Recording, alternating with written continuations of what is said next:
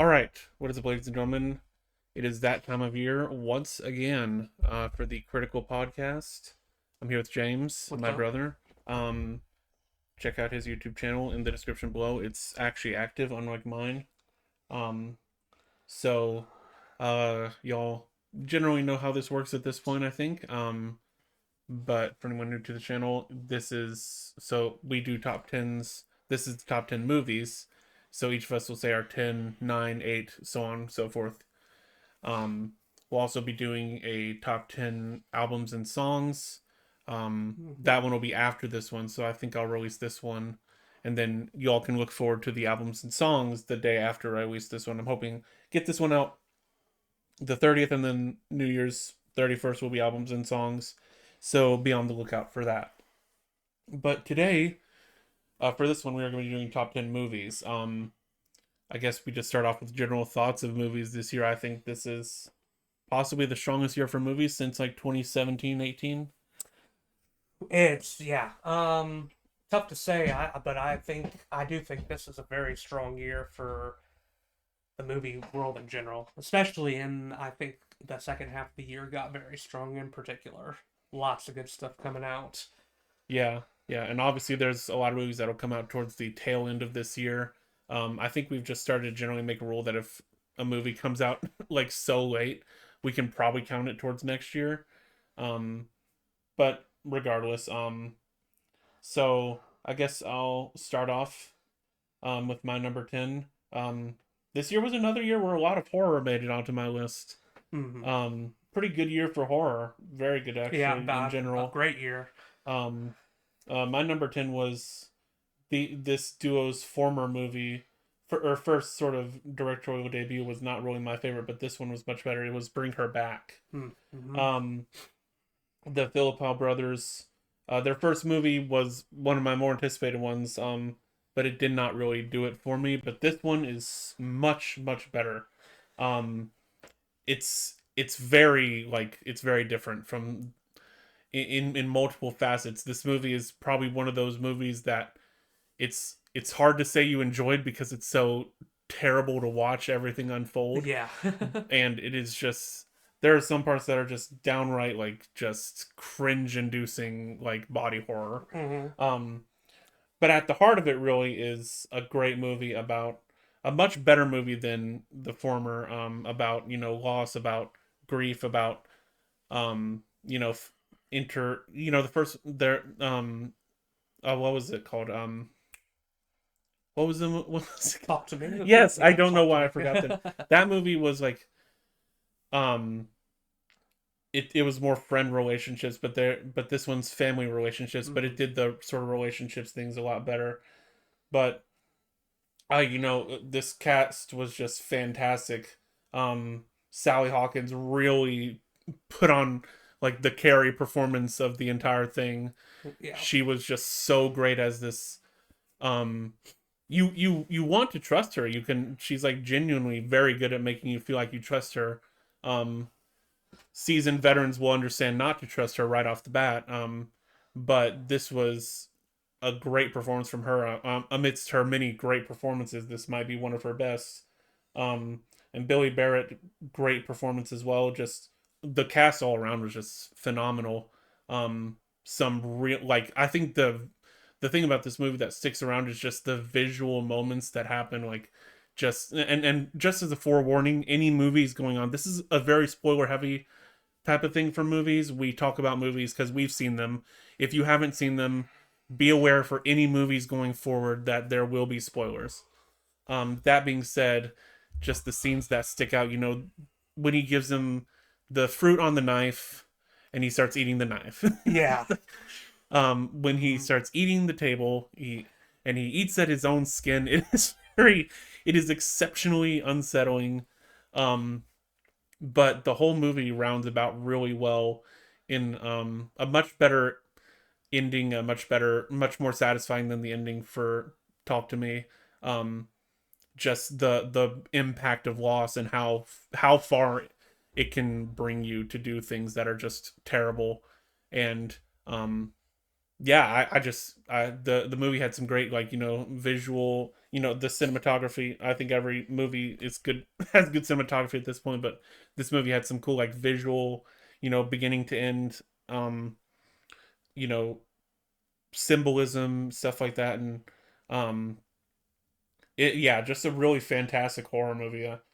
Um, yeah, I really enjoyed it. I was very surprised with how much I disliked Talk to Me, how much I ended up liking this movie. Yeah, definitely one of the most pleasant surprises of the year. I would also debate maybe the scariest movie I saw this year, even if it wasn't the best horror movie.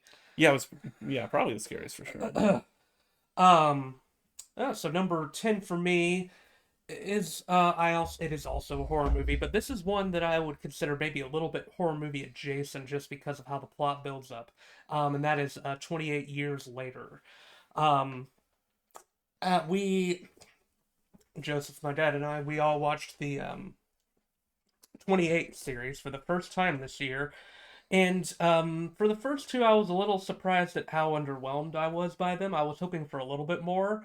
I respect what they did for the genre, and it's obvious you can see where their inspiration for like zombie flicks and for um, you know things about like post-apocalypse infections and things like that. You can see um, how the film inspired movies like that.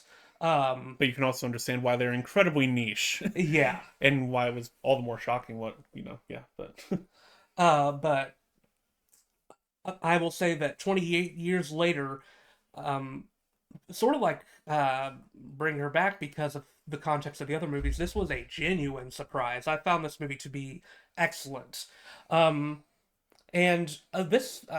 I mean, I feel like I say this with lists every year, but this speaks to how strong my movie list is this year because this movie I already consider to be genuinely great. Um, but there's so many things to love about this movie. The obvious to me with this one is just the visual style that it has. It's very unique. There are some just beautiful shots on here that it just sort of blows a mind when you think about how they accomplish certain, especially like night shots, especially when we're living in a time where night shots don't really hit as well because they always feel too dark. This movie nails them every single time. I think particularly about the scene where the father and the son are running back to their hometown and just the beautiful starry sky that's out there. It's so good.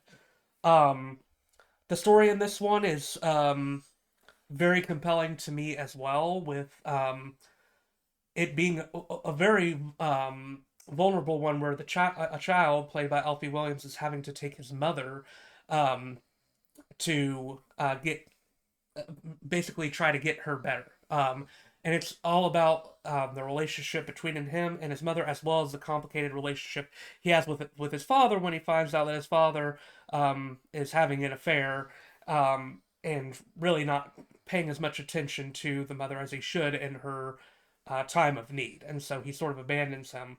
Um, I think there's a lot of interesting stuff going on. I think Alfie Williams gives an excellent performance to Spike, probably one of the best younger child performances we saw this year. Just really well done, really powerful, consistently great throughout. Jodie Comer was excellent as the mother, and you really feel for her character and what she's going through.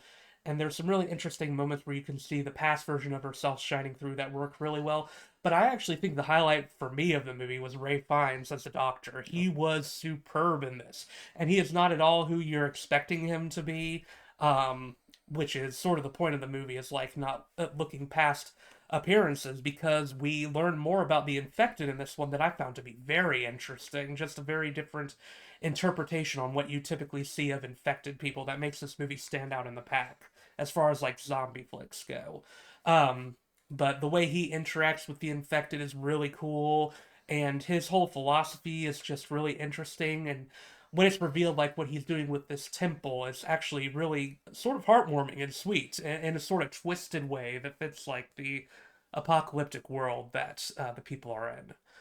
The violence is um, not as frequent as you would think it would be, but it's very effective when it's done, and they make sure it sticks with you. And um, I know a lot of people don't like the ending, but I think the ending is sort of fun and is building you up for potentially really cool sequel. I mean, the trailers for the sequel are very promising. I think I'm very excited to see what they do next, and I have full faith because of just how good this movie was. Yeah, I think it's just more exciting because they're building up Ray Fiennes' character to be almost the centerpiece of which I think Yeah, it's a great idea that they're and you have to understand the first and second movie are going to meld into each other perfectly. So like I have a the second one just looks like it's going to be even more absolutely insane, but yeah. for sure. Um yeah, my number 9 was um my number 9 was kind of a surprise. I didn't really expect I'd like this movie as much as I did, but this is Wake Up Dead Man. Hmm. Um, I had the fortune of going to Austin Film Festival this year and getting to see this movie in a premiere. Um, and this obviously this is part of the Knives Out series. If you're living under a rock, this one this one might be the strangest one of the three, but yet it might be the most successful. And it's hard for me to say whether I like it better than the first one, but there are parts of me that think, this movie is just absolutely insane. It is Hmm. absolutely insane. First off, this cast is just unbelievable. I think it might be my favorite cast. Even though I think I like the first Times Out better, I think this cast just absolutely blows it out of the water. I mean, Josh O'Connor for all the absolutely incredible performances. This is by far his best performance. He's so good in it. He Period. is so good. He is Yeah. absolutely incredible. As this sort of cast out Catholic priest, um, who has this rough history, and he just plays a super genuine role that just I don't know, just feels like he really put his heart and soul into like figuring out this character that feels fully realized. Obviously Daniel Craig is just continues to just be an absolute treat. I think this might be my favorite Daniel Craig performance. Um, he's just so fun in this one, but this one also finds him at his more serious. He has fun, sure, but this one's a little bit more serious overall. Yeah, it It's is. not but it finds its fun moments for sure. But overall, it's a little bit more serious. And I respect Ryan Johnson. He used to be a man of faith. He's not anymore, but you can tell he really took the faith portion of this movie very seriously, Yes, he did. and Hmm. that's full respect to him. But this cast is just phenomenal. I mean, you just look up and down the cast of the people I didn't mention, Glenn Close, Josh Brolin, Mila Kunis, Jeremy Renner, Kerry Washington, Andrew Scott, Kaylee Spaney, Daryl McCormack, Thomas Hayden Church. Just an unbelievable cast. But this movie's strength really comes in how, like I said, it's serious at its core, but it plays out it's probably the most, Knives Out is a very simple murder mystery. Glass Onion was a little bit all over the place. This one kind of goes back to the basics, and it goes even more to the basics than Knives Out. Like this is very much so like the basic murder mystery. Where this movie shines most though is the cinematography. My lord, this movie is just absolutely gorgeous Hmm. to watch. Some of the scenes that people didn't like where a lot of the lights were coming in and on in the church, like representing moments of revelation versus moments of darkness. I thought that was really cool. I thought it was really fun how the movie played with light. um and Obviously the big twist comes in the form of um supposedly, the leader of this super cult heavy church um dies, but you don't know how he died, and then he comes back and you're like, what? But then it's actually not him coming back. It's all part of this elaborate ploy to get at this super valuable gem. um and also the movie pokes fun at religion a lot. Daryl McCormack's character is like this influencer who's trying to spread the word through, you know social media. He's always doing these hilarious gags with his phone and recording himself and Josh Brolin's character. um just an overall really fun ensemble movie, um that I think it was a very welcome return to form for Knives Out. And yeah, I just, yeah, great movie. Yeah. I saw someone point out that it's sort of crazy to think that Benoit Blanc might be more iconic for Daniel Craig than James Bond Yeah, was, which is which is wild. yeah, yeah. But I agree. I think Benoit Blanc might be its That's his guy. best That's his man. character. um, okay, at number nine for me, this is a movie that I would say is very presents itself as very unassuming, but I think is actually genuinely very powerful in what it does. It's called Sorry Baby, and it's a directorial debut by this woman named Eva Victor. Um, and it's about her moving back to her father's house, um, and uh, reliving in her small town because of a trauma she experienced when she was a professor at this college that she used to go to. And the story sort of tells what happens in an unconventional fashion, but eventually, what we realize happened is that she got sexually assaulted by a professor who taught her, and that she really looked up to, and they had a good bond. And she had come to visit him at his house because she thought he was just going to look at a paper for her that she was writing, and he had claimed that he was very proud of her writing and things like that, and saw potential for her. But then the unthinkable happens, and the rest of the movie is her living with that and her mental health and things like that, and trying to get back to some semblance of normalcy. And I think the movie does a really good job at exploring it. I think, in particular, the scene where the assault happens is really well done. They don't actually show it, which I think is a good thing. I think it's better to be subtle with these types of things than to be over the top trauma porn. Um, and the whole scene, the after effects were after it had happened. The whole scene plays in silence of her for about 5 minutes driving, and then entering the house, and the way she just conveys her feelings through her facial expressions in the scene is very well done, and a very powerful moment that really stuck with me. I think that Eva Victor is a great performer. She has so many great scenes. She shines well even in moments that could seem like really small, like where she's asked to serve on the jury for someone who has been accused of abuse of a spouse. And she basically says that she can't serve on the jury because she'd be biased. And then the judge asks her, well, why can't she serve? And it leads to a whole scene where she's trying to dodge the question, and it's really well done. I think just really well written stuff. Um, I think it's a really, at the end of the day, it's a really heartwarming and hopeful movie, though. Especially because of her friendship with her friend Liddy, played by Naomi Aki, who is superb in this as well, and the bond the two have and the things they discuss, all very compellingly done. Especially with Naomi Aki becoming a mother and her being on the other side of things of being in like a relationship that she wants to be in. Um, it creates a really cool dynamic that I think works throughout. And when Naomi Aki finally has her child and Eva Victor's character talks to it, it's a very powerful ending scene where she talks about how she wants to protect the baby girl from any like sexual trauma that she had to go through. So I think it's just a very powerfully done movie from beginning to end, and really shines in its simplicity, and also how it holds things back when it needs to, but also lets the powerful moments shine really bright. Definitely a surprise movie of the year for me, but one that I really loved. Okay. My number eight is a movie that I really thought would be a lot higher this year, but again, showing the quality of movies this year. But my number eight is Weapons. Um, Well, we can go ahead and talk about it in conjunction. That's my number eight as well. it always happens, doesn't it? Yep. Happened a lot earlier this. Well, I have a feeling it's going to happen again, but Yeah, at least one um, more time. um, yeah, man. This is Zach Kreger's second movie. Coming off of Barbarian. I mean, come on. It's I don't envy the guy for coming off of virtually a perfect horror movie. Yeah, one of the best Um, modern horror movies made. but this movie just goes in the complete opposite. Like, if Barbarian is north, Weapons is south, as far south as you can go. Um, this movie presents it's not, it starts off with a voiceover monologue.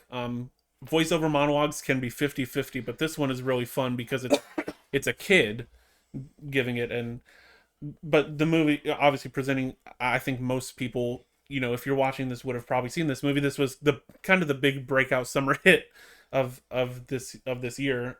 Um, but this movie is just it's just insanity. I mean, the first half, most of the movie, you have no idea what's going on, and it's just kind of it's very unsettling. But like the part of the this movie that really sold it and turned like it goes from what the heck to what the heck. Like Hmm. there's this awesome scene and Julia Garner just absolutely mind-blowing performance in this movie. Um she's like sitting in her car, they're trying to figure out this mystery, she's sitting in her car, and this movie does something that I love doing with my stuff, is putting things in the background that are like creepy and you don't see until kind of the last second. But she's like sitting in a car, and you see blurred in sort of in the foreground this woman, and they've been looking at this house for some time. But this woman comes out of the house, you have no idea what this woman's doing. You hear the car door open and close again, and you're like, oh my gosh, this movie just does so well with just the tension in each moment, like that it's supposed to have tension. um and a lot of really fun scary moments too, like when Benedict Wong's character kind of goes, and the big twist of this is that the movie is essentially witchery, Hmm. which I didn't expect Zach Cregger to go. Barbarian was a very down to earth, grounded horror movie, um, about incest. This movie has a bit of suspension of disbelief, little bit of mysticism going on. But basically it just this one kid, who there 17 kids go missing, but one kid is left, and his grandmother, who's played by Amy Madigan, who got her flowers for this performance as the grandmother, who ends up being this witch, who essentially takes people's hair and breaks it onto like a weird stick, and it turns them into essentially a mindless zombie. um and it's very unsettling. The movie is unsettling, like whereas Barbarian is like intense. Like this movie is more unsettling. I love the way the mystery unfolds. I love all the like figuring it out scenes. Josh Brolin's character is a centerpiece, trying to figure it out because his kid's ones who goes missing. um and I know a lot of people didn't like the ending, but I thought the ending was deserved. Yeah. um so yeah, and just yeah, very very like it's this was probably my most anticipated movie of the year by a long shot. I wouldn't say disappointed, but yeah, overall solid. Yeah. Yeah, I actually had this movie below 28 years later for a while. But the more I thought about it, the more I ultimately did like it better. I think that where it does succeed, it succeeds really well. I do think it's really cool the way they create the mystery by making it a multi-perspective character piece where we go into different characters' points of view and how they saw the events unfold, and it could be very fragmented and confusing, but Zach Cregger is a competent enough director to make it work and to give you really good visual cues of when the story is where the story is picking up and what events were happening beforehand, so that it lets the viewer put the pieces together without leaving them too out in the dark on anything either. Um, and it's really interesting what like types of information he decides to feed you with which characters. Like for example, Austin Abrams' character James, he is seems like just seemingly an innocuous sort of junkie, but he actually gets some of the most key information in the story out of anyone because he's the first person to actually get into the house of the kid whose grandmother is a witch, Gladys, and he sees what's going on, and that's one of the coolest scenes in the Oh movie, yeah, I that think. scene is Just just so unsettling. Yeah, just the tension in the scenes that are critical are yeah. just so well done. Yeah, I agree. Julia Garner's performance was great. I thought Alden Ehrenreich was also great as a cop. His the way his and the junkies scenes intertwine in particular was really cleverly executed, Yeah. I thought.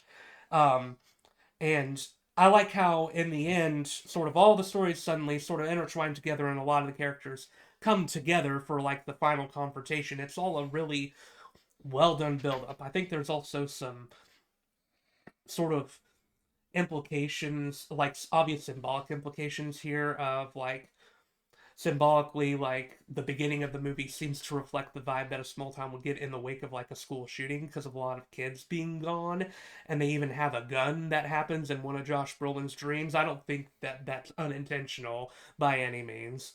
um Well, it's funny because Zach Kreger said he didn't know what that meant. He just did it because he thought it looked cool. yeah, but they do, with that being said, they do a good job of giving you like giving the small town a personality of what a small town would be like in the wake of a tragedy like this and how everyone would react. And yeah, Amy Madigan is great as Gladys. I We don't really get to see these days, maybe because the horror movie landscape isn't the same as it was before. It's still a great landscape, but we don't get to see as many horror movie characters that could be called like characters that you'll remember for their character traits. But she is one that I do think will be remembered for quite some time, just because of how she portrays this character, her visual presentation, everything about her sort of feels like an iconic horror character. And she's very frightening, but also has a little bit of campiness about her that works as well. And yeah, the ending is also a little bit campy, but I also think the ending of Barbarian is a little bit campy too. And both of them I do think work. I love the sort of balls to the wall craziness that Zach Kreger goes for when he finishes off his movies.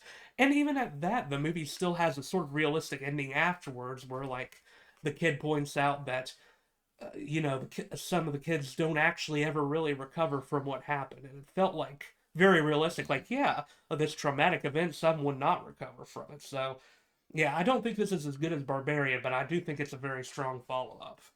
Yeah, and I think this was another movie. Alex's character, another great breakout kid performance.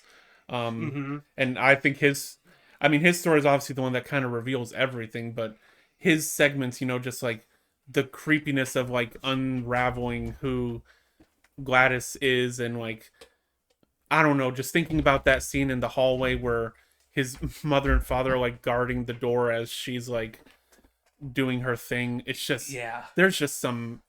I mean, Zach Kreger is just he's only done two movies, but he's just so good at these memorable moments that like will be like the kids running with their arms out. That's just gonna be something that's ingrained in the horror I hate using the word zeitgeist with a passion, but that's gonna be like that type of visual, like and Benedict Wong running became a meme almost instantly. Like, but he just knows how to make these like visual moments that like stick with you, and it's I don't know, I just and yeah, just yeah, can't say enough about Zach Kreger, but yeah.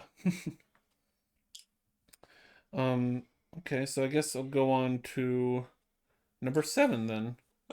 mm-hmm. Um, my number 7. I gotta pull it up. My number 7 was Frankenstein. Mm. Good Um, choice. this obviously being a Del Toro movie, it was one that I was looking forward to immensely. Um, this is, I mean, I gotta say, this is probably Del Toro. I liked Shape of Water. I don't think it's aged with me as much as I wished it would. Um, but I think this is probably Del Toro's strongest movie since Pan's Labyrinth, honestly. Mm-hmm. Um, um, I just the first thing that sticks out about this movie, I think the reason everyone came to watch it was just because of how gosh dang freaking gorgeous the vistas are, like, and you can just appreciate how much Del Toro went for the practical effect. Like Yeah.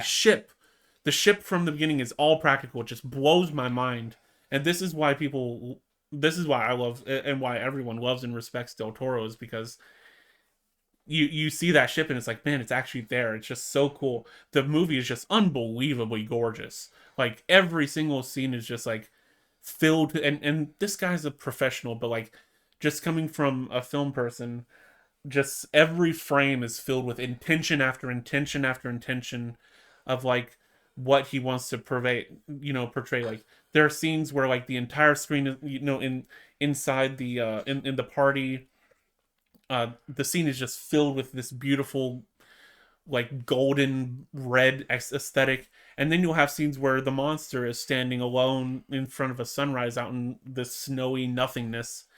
It's just like there's this nice dichotomy to like what the monster goes through versus what Frankenstein, he I wouldn't say he necessarily moves on, but like he has it easier, obviously. Yeah, yeah. And I love that just visual. But even aside from the visuals, I mean Oscar Isaac is without a doubt the this is without a doubt the best portrayal of Dr. Frankenstein. Mm-hmm. Oscar Isaac, I mean, I can't give this guy his flowers enough.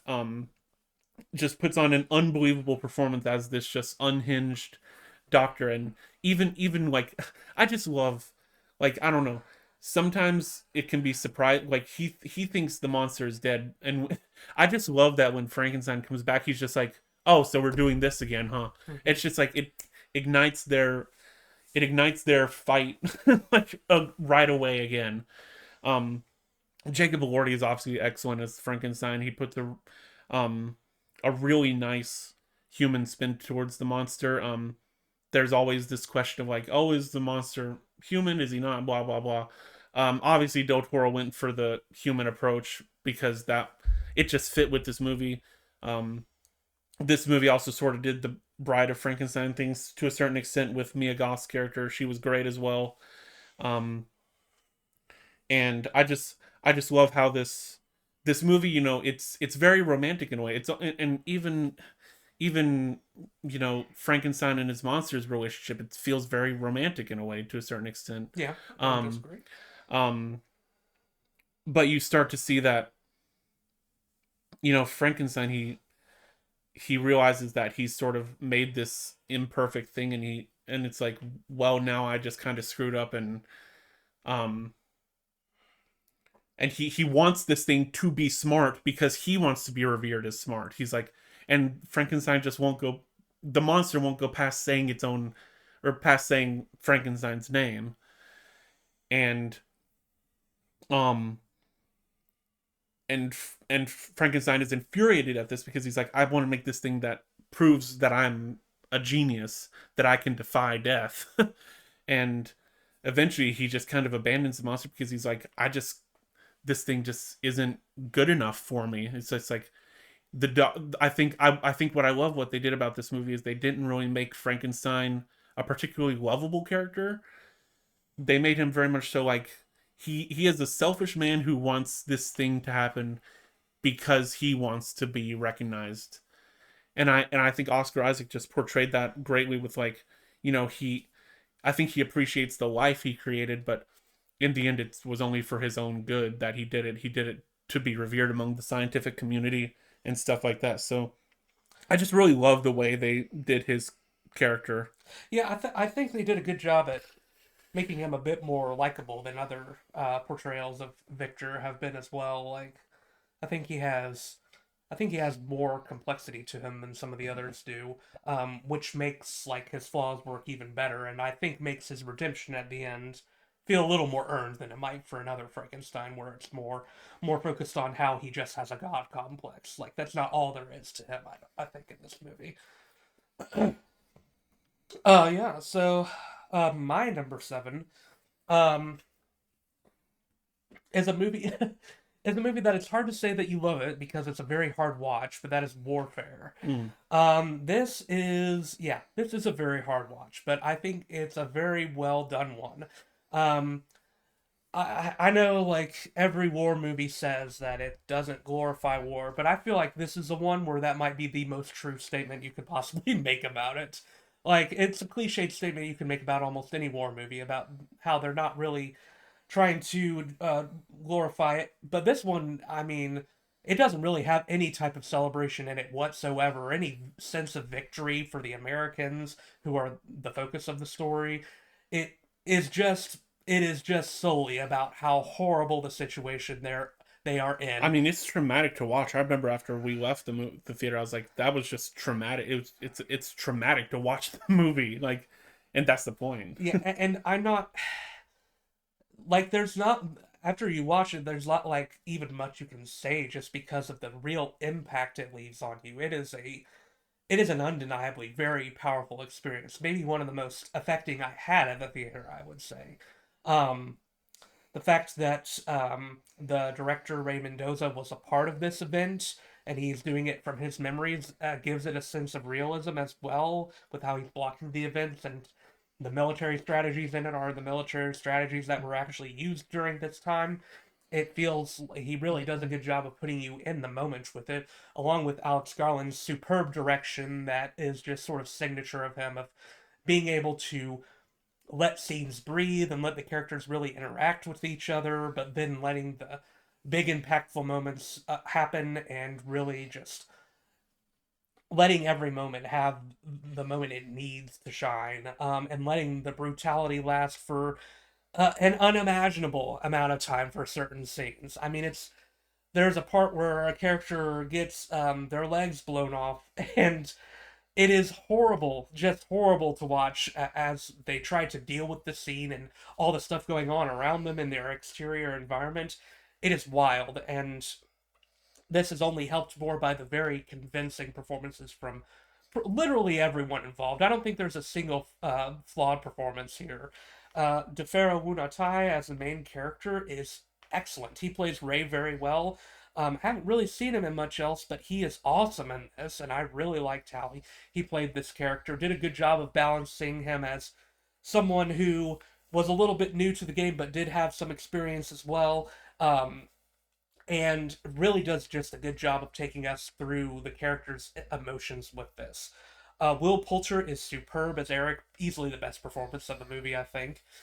Just continues to be a great and very underrated actor, I think. And he does, it's just really interesting to watch him go from being this very confident, in charge person to someone who just, at the end of the day, is ultimately a very young man and um, really just doesn't know everything to do perfectly and starts losing his confidence as anyone would in an unimaginable situation like this. Cosmo Jarvis is also awesome as Elliot. Great to see him continuing to get work following his great performance in. Uh, why can't I think of the show's name right now? You're talking about Shogun? Yeah, Yeah, Shogun. I don't yeah. know why I couldn't think of the show, but he's great in this. Kit Connor is awesome, who I will be talking about later on as well in a different movie. Um, yeah, everyone is great in this. I visually, the movie does well at just showing the brutality of everything going on. It's not like the most beautiful movie to look at, but that is the point. It is really just putting you into the gritty reality of what's going on, and I think it's really one that I mean I've thought about it all. It hasn't left my memory all year, so that says something. Yeah, it was difficult for me not to have that on my list. It's just like, yeah, uh, yeah, it's a tough one. Tough one for sure. Um, okay, my number six is The Long Walk. Um, this is a an adaptation from a Stephen King novel. Directed by J.T. Molnar, who did the fantastic Strange Darling. Um, this movie, it's much like, it obviously doesn't scratch the surface of the brutality that Warfare does, but this is a very brutal movie in its own sense. Yeah. Obviously this is a fiction movie, so give that what you will, but um, this movie is very straightforward dystopian America. Um, but I think a lot of what we talked about after and what I liked about this movie was that it's not focused on the dystopia. It's this is a character study through and through. Mm-hmm. Like I don't like um and by the like I think out of I have a lot of great actors on this list, but I think up and down this movie might have the single strongest performances of every character in my entire list, and Cooper Hoffman puts on a great performance. Mm-hmm. David Johnson, he I was super excited for him in Alien Romulus. Admittedly, I was a little disappointed by him in Romulus, but he is the highlight of this movie by far. Absolutely incredible performance from him, and just go up and down the list. Every single performance. Mark Hamill is great as the conductor, and these so basically they walk forever. Essentially, they walk until everyone dies. And there are some truly terrible deaths in this movie, Mm-hmm. just downright awful. um but this movie, it's weird to say it doesn't like have a single plot, but like it really is just a character study. Like you hear each of these characters' stories sort of, and how they got there and why they're doing this. And I don't, and like there are some scenes where it's just like they're walking and it's just quiet, and then something terrible happens, someone dies, and each death you really feel the impact of it. I mean, it's kind of cliche, the first death is the hardest one, but the first death really does just kind of come out of nowhere, and it's like, oh man. So like the movie is kind of having fun with itself at first. It's like Uh-huh. the characters are all having fun laughing, and then a death happens. It's like, oh, so this is serious now. and it Yeah. and it just takes it from the first death. It just takes a complete nosedive into like, okay, we're not having fun anymore. Mm-hmm. And even so, they still try to have fun. David Johnson's character Pete is the one that constantly tries to keep the vibes up. The and you can understand it in his character, his motivation to, you know he never necessarily wants to win. He just wants everyone. His thing is like he wants everyone to get along. That's his whole thing.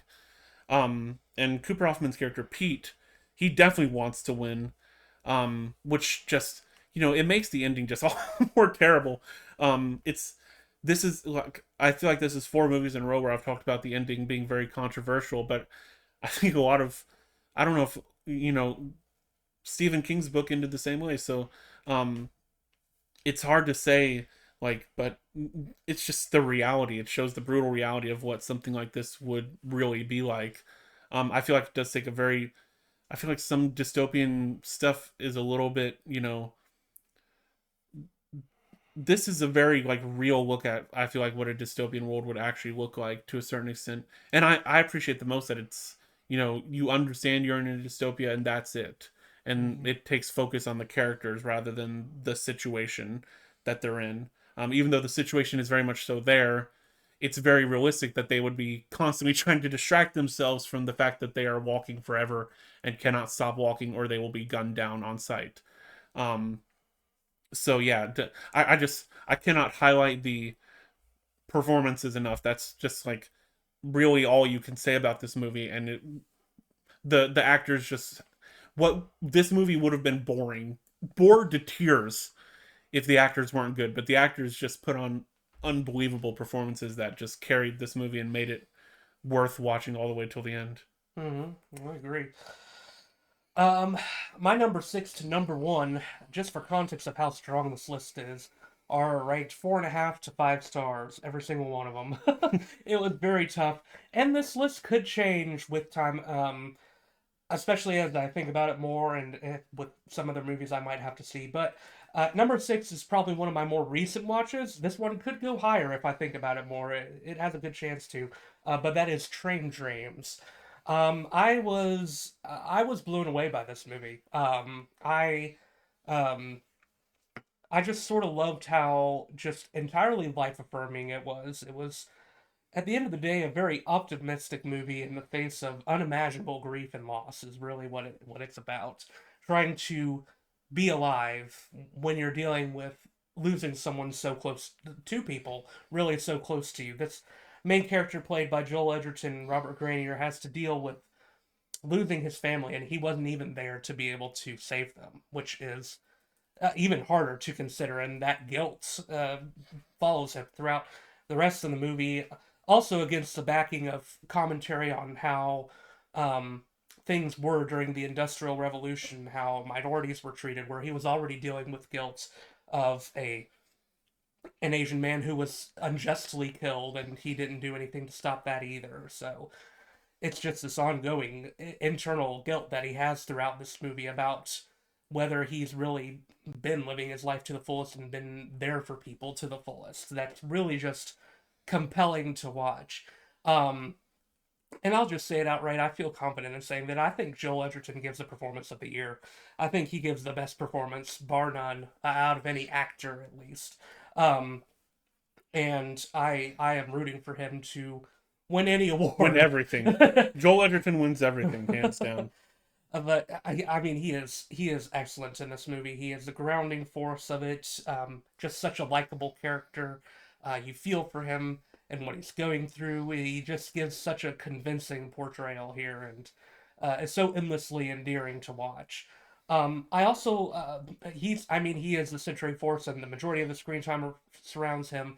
But I like all the supporting characters that he encounters that sort of shape how his life is. I think in particular William H. Macy's character is pretty Yes. interesting.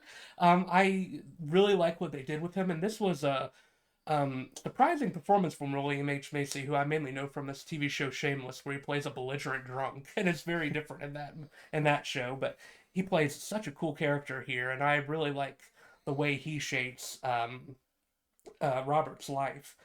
Carrie Condon is also very good for the short screen time that she has, and I like the more optimistic conversations that her and Robert have, and how they're able to relate to one another.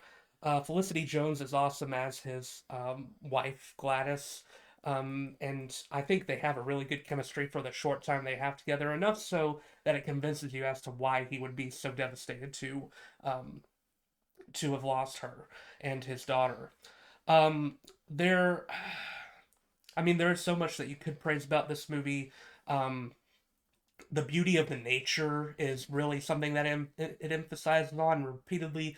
Thematically, talks about how the Industrial Revolution caused nature, the death of nature in many ways, and it was a tragic thing that happened. And ultimately, sort of the Industrial Revolution is what caused his family to die in some ways due to a fire. So there's that going on as well. But I like that they never specifically say what caused the No, fire. they keep it a mystery. And that's another thing about the movie that works well, is that there are a lot of elements that are mysterious about it. One of the parts I found most intriguing, that the movie never really tells you whether it was in his head or not, is when his daughter comes back and he takes care of her, but then she ends up gone the next day, and it's like, was she ever really there, or was it just his imagination was so convinced that they would come back that he literally manifested her into reality? It's a really intriguing scene that probably my favorite part of the movie that really stuck with me quite a bit. Um, yeah, it's even the narration in this movie works really well. I'm not always a big fan of a movie just telling you things outright, but I think the narration gives a good personality to this movie and adds to it, and they don't overdo it either. I don't think they let the quiet moments be quiet, and they let the emotions breathe when they need to. They aren't just constantly telling you, "Oh, Robert was feeling sad in this moment." They show you what his emotions are and let you come to that conclusion.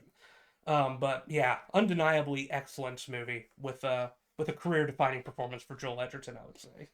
Yep, agree 100%. Um, so yeah, much like James, my top five is all 4.5s or above. This was, yeah, just ridiculous stuff. Um, my number five, which I expected this one to be something we'd be talking about higher up here, but albeit, my number five was 28 Years Later. I don't have a lot to add from what James said. Um, I just need to appreciate some of the cinematography type things that they did in this movie. One of the things that 28 series is known for most is its the weird effects that it does with the zombies, or the I'm calling them, they're not zombies, but I'm calling them that for simplicity. Right, right. um this movie, they did a really cool thing with rigs. They rigged, I believe it was a large amount of iPhones. It could have been 28 iPhones for all I know. Um, around the zombies, and there's these the battle scenes are accentuated by these really cool like snapshot pauses of the zombie faces as they're attacking the characters, and it just gives it this. character, this flair. I every single time that happened, I was just like, yes, yes. It's so well done. The action Mhm. scenes are very unique in that way. Um, and like James said, this movie is just gorgeous. I don't have a whole lot more to add other than that.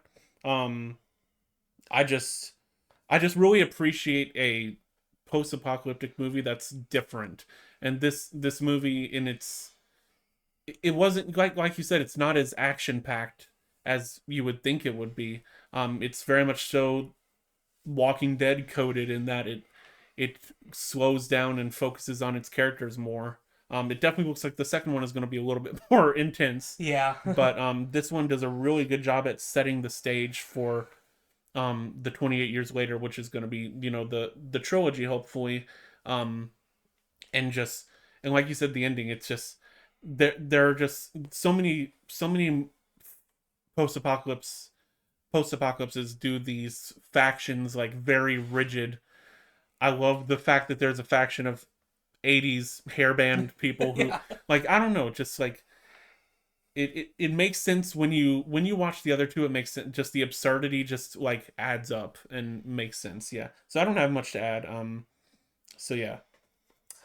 At number five for me is Begonia. This was directed by Yorgos Lanthimos, who is one of the most interesting directors working right now. I'd say um, he is very weird.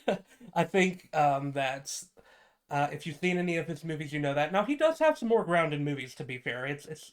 I think a lot. He got very popular for the weirdness of Poor Things from last year, but he also has some movies that are very grounded, and I would actually say that this is one of his more grounded movies. Um, very down to earth up until the end, where there is a bit of a twist. But this movie is very compelling. I think it is about two two brothers, well, two friends rather, capture who both seem to be very like crazy conspiracy theorists. Like they think that aliens are controlling the world. They um, think that like the higher ups are aliens in disguise and are ultimately going to take over the world. So they want to stop that from happening, and so they capture a business leader who they believe to be an alien, and they sort of interrogate her and basically want her to take them to the mothership and um, sort of try to compromise with her so that she doesn't end the human race. Um, but it is a very compelling movie. I think Jesse Plemons is unsurprisingly awesome in this movie. He gives a great performance here.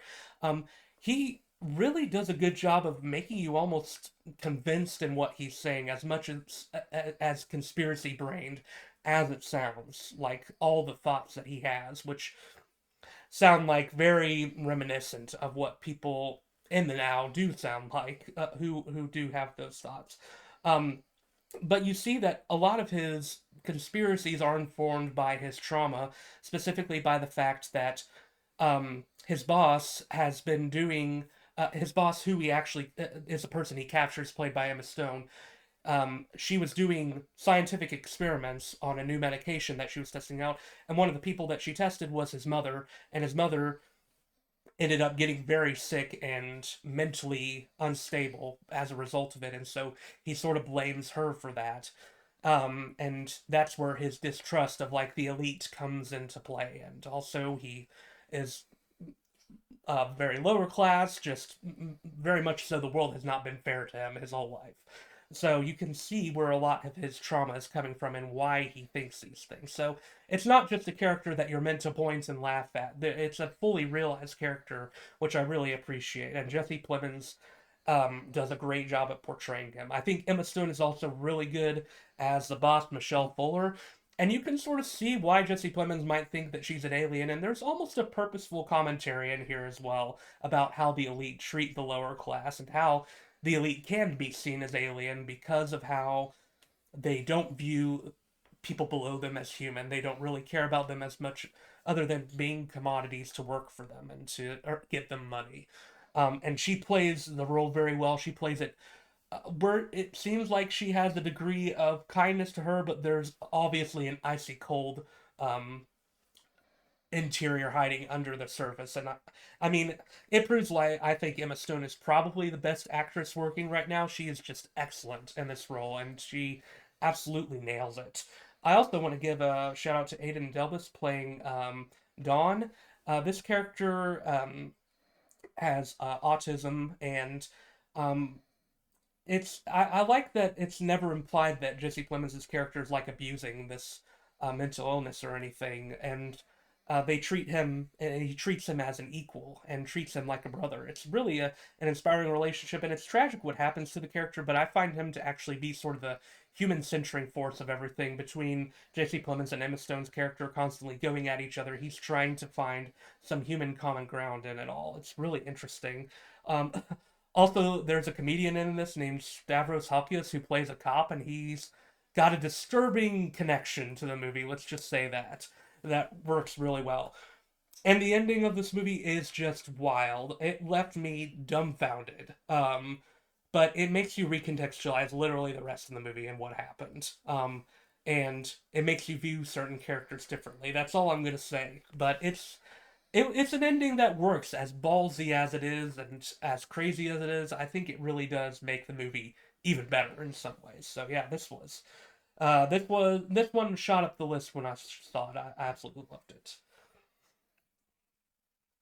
All right, so my number four, um, it's one of those movies that I definitely fully expected to be up here. This is One Battle After Another. Mm, Um, this is a Paul Thomas Anderson movie. I'm hoping he finally gets his flowers for this movie, yeah. but um, this movie is this movie is just one of those that like from the beginning you're just like locked in. Just it. This movie is two almost 3 hours, and yet it feels like 5 minutes when you watch it. It's such a well directed, well put together movie. This is one of those movies that is going to be a critical baby. It's going to get a lot of rewards, a lot of awards, and for good reason. I mean, among all of his absurd performances in recent time, this might be Leo's best performance. It's hard it's hard to say because It's up there. The Revenant is still my favorite performance of his, but this movie is his. But this movie is dominated by a great, like, Leo's the main character, but it's supporting cast. I don't even know if you would call Chase Infinity supporting cast. She is absolutely unbelievable. The fact that Hmm. I believe this is her first movie, Yeah. and I couldn't believe it. They're like same with Alien Romulus, where that was what's his face's first performance. I couldn't believe that either. But Chase Infinity is just absolutely incredible. So basically, um, and Sean Penn is great as this completely unhinged war general who has this masculine complex. Um, and basically, um, and this movie is very kind of heavy-handed in what it's trying to say. That can work or it can't work. It definitely works in this movie. This it it doesn't make its necessarily heavy-handed message the centerpiece, but it definitely makes you understand where it's coming from. Hmm. But the movie is just so bombastically fun at its core, but it's tackling a very serious issue.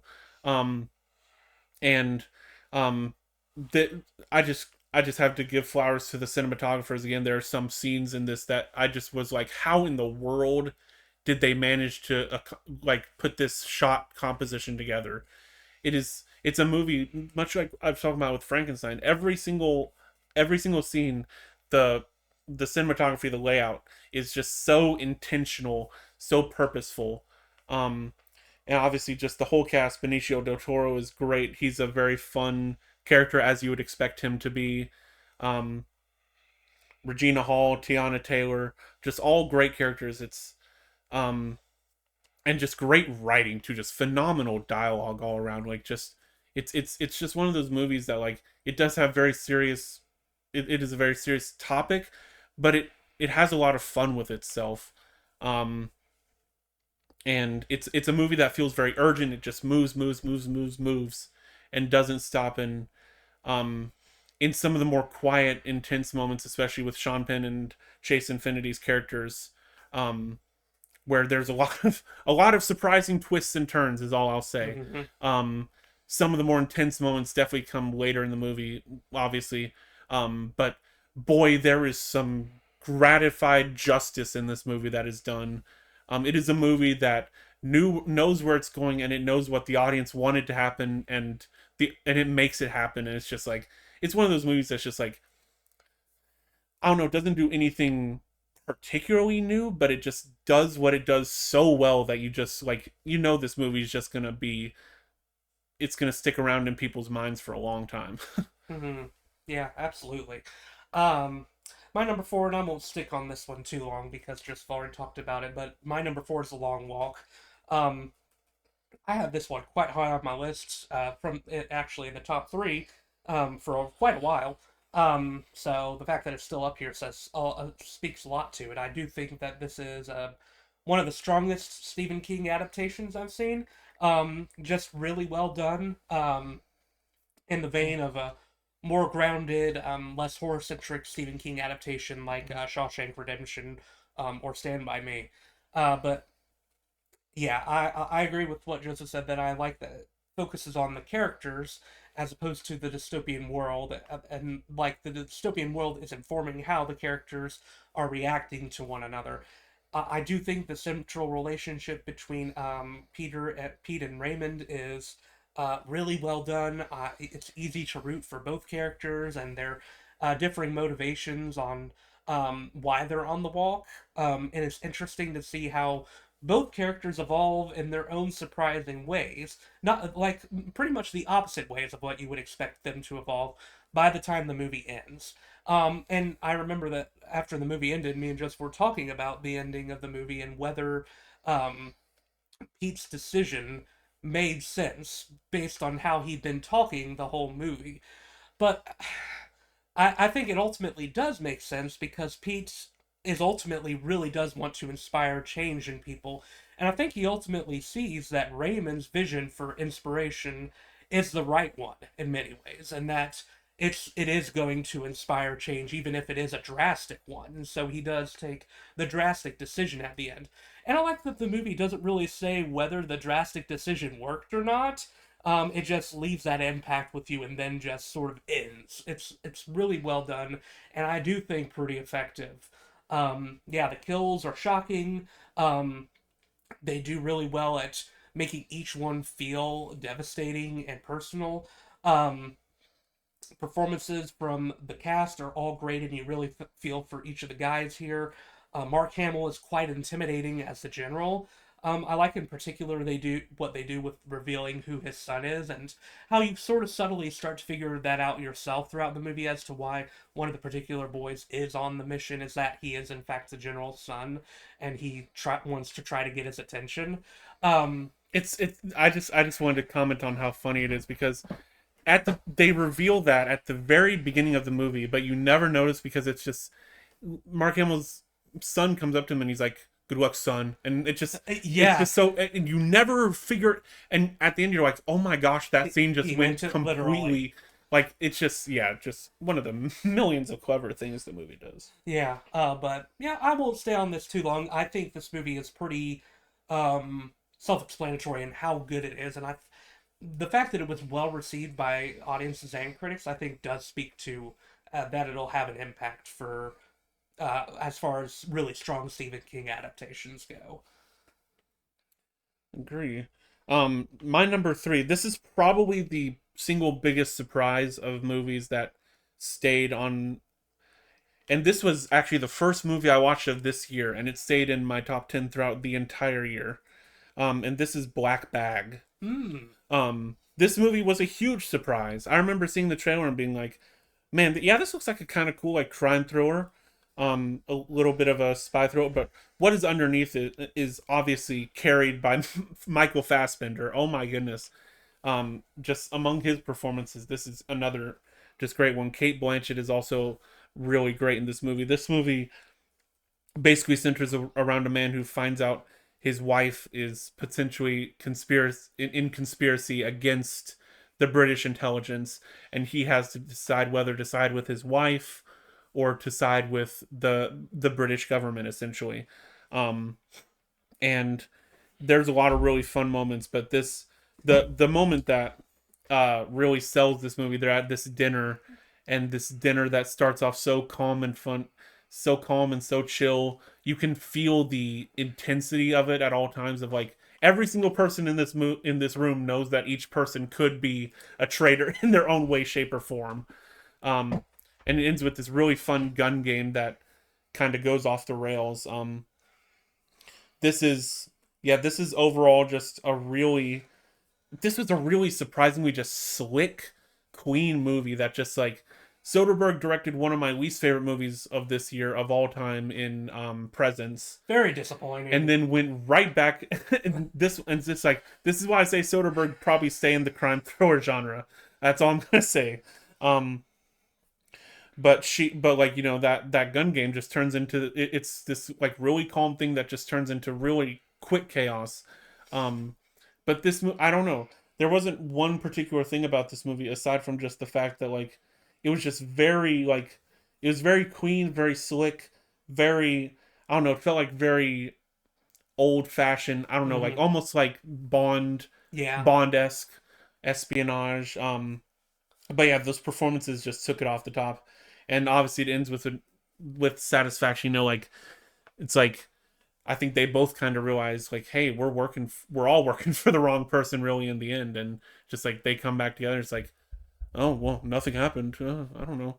So it's just like a movie that's just like, yeah, I don't know. It was just I love a good simple spy thriller, and that's really what it was. Yeah.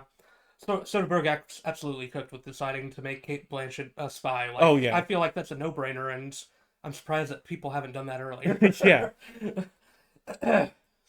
My number three, this one was no surprise to me. I fully expected this one to be high up on my list as someone who has been a fan, who was a big fan of this one of this director's past films, and who is also a big fan of the theater, and that is Hamlet, directed by Chloe Zhao.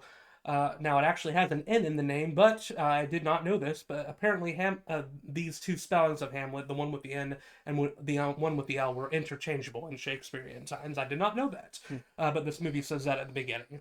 Um, but this is such a an emotionally resonant movie in multiple ways.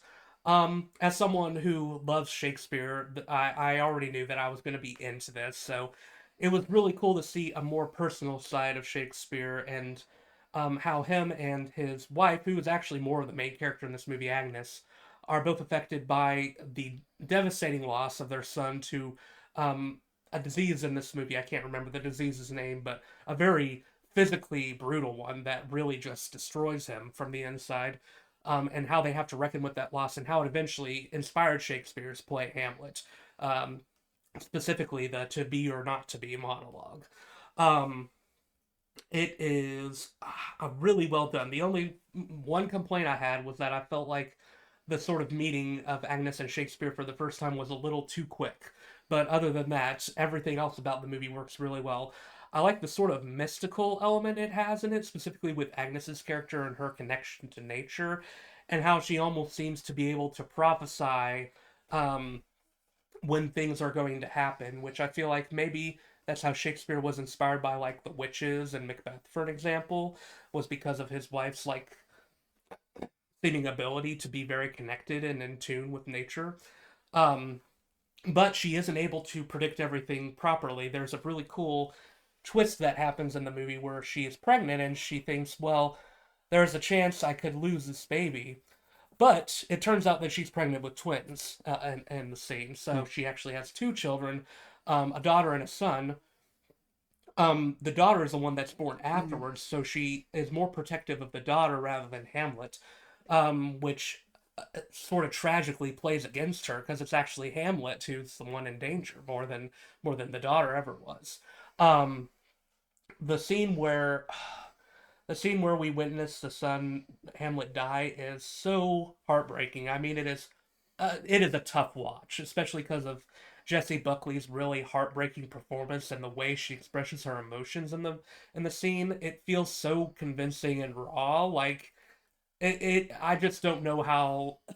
I don't know if I've ever seen someone portray grief um, quite in that way before. It was really well done and really determined to me that Jessie Buckley is probably my favorite actress performance of the year. She just really nails it in this movie. Um, I love that she plays this character so vulnerably, and you really just feel for her in the movie. And as she deals with the devastating loss of her son, and a little bit of this intrinsic guilt that she has that she didn't see it sooner, despite the fact that she was in tune with nature. And Paul Mescal is really good as Shakespeare.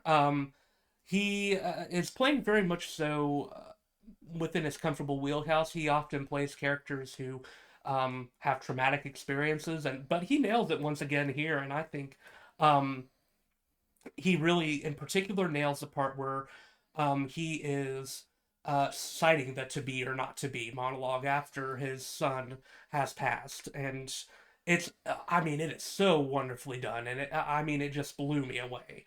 Um, Also, the recreation of the Globe Theatre in this is just awesome. As someone who has been to London and seen the Globe Theatre, it's an authentic recreation.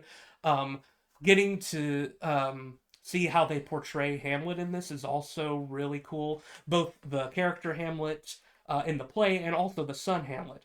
The son Hamlet is played by Noah Jupe, and he is superb in this. He is not in it for long, but you really feel just how full of life and love he is, and it makes it all the more tragic when he passes. He is really good in this. It's honestly amazing what he does with his very short screen time. Um, Also, Emily Watson as Shakespeare's mother, Mary, is really good in this, and I like the interactions that her and Jessie Buckley have. Very well done. Um, um, yeah, I was so impressed by this. The ending of the movie is really inspiring as well because it talks about like the uniting power of the theater and how everyone is affected by Hamlet's death at the end of the play, and in that, like, Agnes is able to find some closure because she sees how people are sort of able to see her loss in sort of their own way as they're watching the play. I just thought that was really well done, and sort of an inspirational sentiment to give, especially in a time where we see so many streaming services trying to take theater away from us and take away the communal experience of experiencing something, a performance of some kind together. I thought that was a really cool message to add on at the end. So yeah, superb film. Yeah, so my number two, um, this is if the only reason this movie isn't number one is because the movie that is at number one is that movie. So my number two is Train Dreams. I don't have a lot to add that James didn't say. Pretty much nailed everything on the head. This was another movie I had the pleasure of seeing on its debut at Austin Film Festival. Um, this movie was kind of crazy to watch alone because I just remember after it ended, I was just sitting in that theater for like 10 minutes, like, man, just like James said, this movie is just one of those that you watch that you're like, man, I'm just glad I like movies. Like, it's a movie made for people who love movies. I feel like, but it's such a it is it is like, I saw a funny tweet. It's like it's a movie about a guy, like just some dude, just a random dude. Um, but yeah, it's an utterly incredible film. Joel Edgerton, I completely agree with you that like he has the performance of the year in this movie. Just the way he's unwavering throughout the movie. As you start out with him kind of young-ish, but not really. All the way through his older years, he's very unwavering. This is a person who loses a lot of stuff, but he still finds a way to find happiness somehow. Um, and yeah, just this movie cinematography. I I have my I have my qualms with 4:3 format, but this movie uses its frames so beautifully. Um, each frame is just gorgeous. this movie has some genuinely chilling moments too. I loved my favorite scene in this movie. It's unforgettable. There's and it including William H Macy's character. They're in their tents, and William H Macy sort of singing this song, and Joel Edgerton's character's like, What's that song?" And William H Macy's character's like, "Oh, I don't know. It's just a song came into my mind." Um, and then Joel Edgerton and Joel Edgerton's character, he sees the Asian man who was killed earlier in the movie. Mm-hmm. That happens a lot, and it's just like it happens so suddenly, and every single time that happened, I just got chills. I just love the constant like it is one of those things. It's like you remember in life that like these things that happen just follow you. It's like it is eerie, it is unsettling, and it just happens randomly. And in the next scene, you just like move on, and it's like there's it's weird that there's almost a horror element to this movie where he's like, I just feel like these terrible things are happening. The train dream itself is like, oh, it's so beautiful the way the train goes across the bridge with with the different lights. I just cannot praise this movie's cinematography enough. Just absolutely gorgeous. Um, like James said, one of the things I loved about this movie is just how it lets quiet moments be quiet. It lets little things happen, like just these fun little moments, like when he's with his little kid and she like throws a a bowl into a river, and he's like, "Oh, bowl go by," and it's just like these little tiny moments, just like all add up to like building up these characters, and these characters just feel real, and that's why it's just so it hurts so much when the fire happens, and it's just like you realize what happened. It's like, man, it all unfolds so seamlessly. And yeah, I just cannot give this movie enough praise. It very well could in any other year, it very well could have been my number one movie, but it's hairpins with this movie. So absolutely love this. Cannot speak enough positives about this movie. Yeah. My number two is One Battle After Another. I I absolutely adored this movie. It was so good. Paul Thomas Anderson has created what I would call one of the best like action, revolutionary action epics that I've seen. Just so much fun. And yeah, I mean, there's so much you could say about this movie. Its message of um, like the ways to revolutionize in America are ultimately very inspiring by the end of the movie, despite the fact that we see the revolutionaries in this movie fail time and time again, which I like that the movie is very starkly honest about their failures and about how the failures happened and what led to them. But then the ultimate hope being found in Chase Infinity's character Willow, sort of ultimately representing the younger generation who we can place hope in, and ultimately representing future younger generations and the hope that we place in them that they can make a better place than the one that we're in right now. She and they chose a perfect actress to represent this hope because she feels like a very inspiring character and one that you can attach to and really root for. She's endlessly likable. Just feel has a good head on her shoulders, and you really want her to succeed.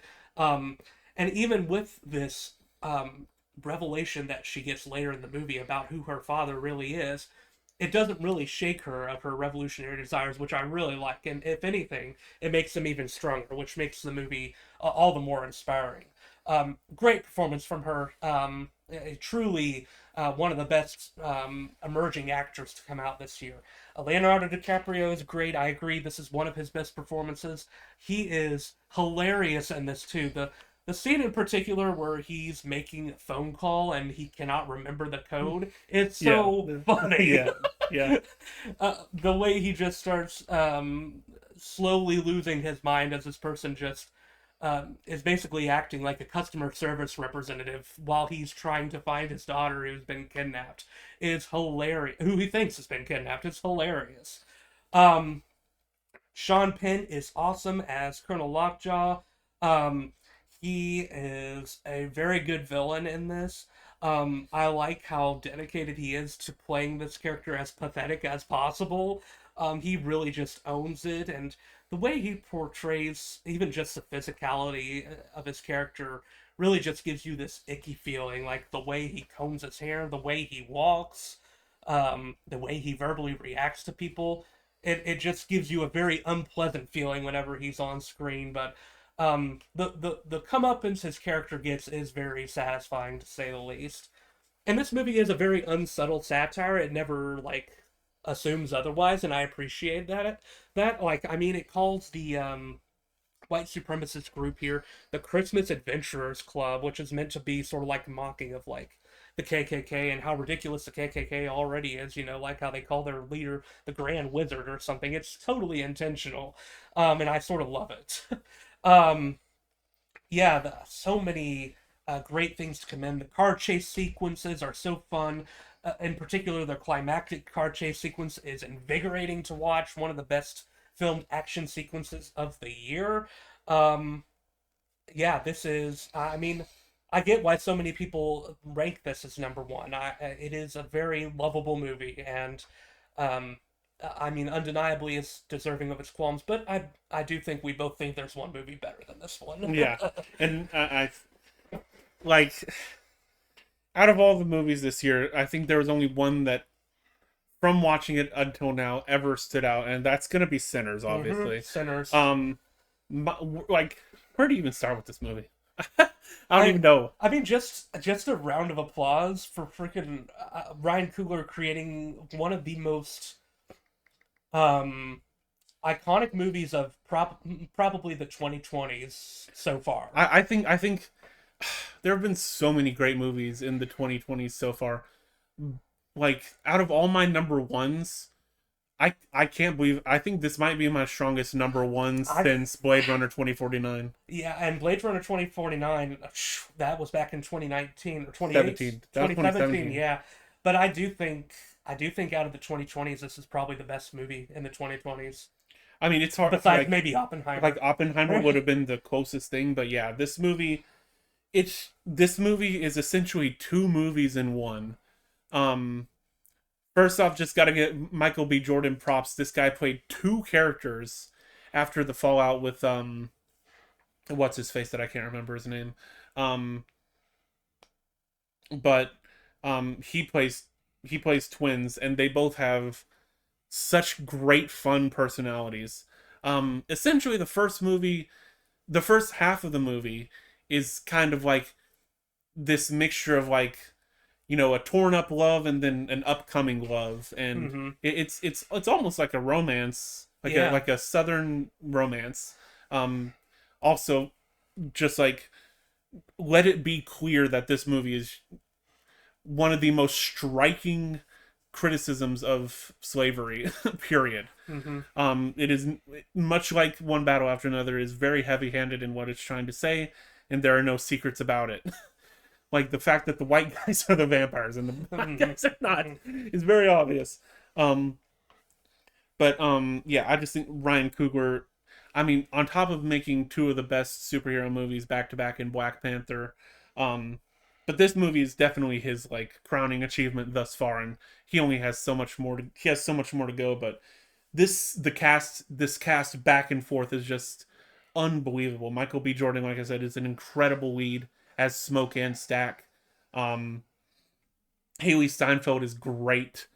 She is such a fun, like, love-stricken Southern girl who, like, Mm-hmm. yeah, just she has some great one-liners. Yeah. Very unhinged, but her Very unhinged. delivery is very good. She is extremely unhinged. I just feel like I've said this with so many movies. I feel like this is the year of, like, breakout first time performances. Yeah. Miles Catan, oh my word, this guy. I mean, when you hear his voice for the first time, like he has the sauce. He He he has has something the special. sauce. His voice is incredible. Like the fact the fact that he has the voice that he has, and also is such a great performer. I mean, he's sort of flexing on you the whole movie Yeah, with how talented he is. it's like the first half of the movie is like a romance. It's like a soul concert. It's like, it's all sorts of things. And then just I don't know. I hate that there's so many great scenes. One of those scenes that will stick with me is the guy just landing on the ground, Hmm. from the Jack O'Connell's character landing on the ground. It's like, it's so subtle but so like immediately like this guy just flew in. Hmm. It's just an awesome like introduction to the vampires, and the vampires come in and then everything just goes absolutely through the like just absolutely insane.